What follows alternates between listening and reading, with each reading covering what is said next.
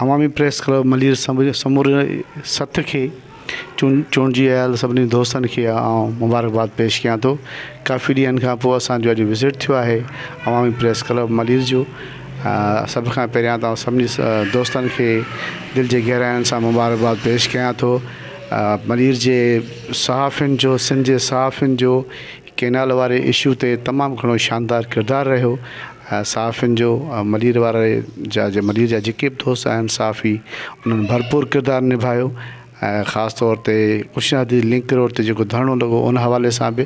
ऐं असीं उमेदु था कयूं त हीअ अवामी प्रेस क्लब जीअं त हिकिड़ो मज़लूमनि जो इदारो आहे, जेको असां सम्झूं था जेके इशूज़ थियनि था मलीर जे अंदरि, उन में अवामी प्रेस क्लब मलीर जी तारीख़ रही आहे त हू ग़रीब माण्हुनि जी, बेपहुच माण्हुनि जो सहारो रहियो आहे। ऐं हितां जे तारीख़ी माॻनि खे उजागर करण में बि उनजो हिकिड़ो बहितरीनु हिकिड़ो शानदार किरदारु रहियो आहे। असीं उमेदु था कयूं त ग़रीब माण्हू जो भरजरो थींदा, बेपहुच माण्हुनि जो आवाज़ु अहिड़ा नमूने पहुचाइण लाइ पंहिंजो भरपूर किरदारु निभाईंदा। Thank U.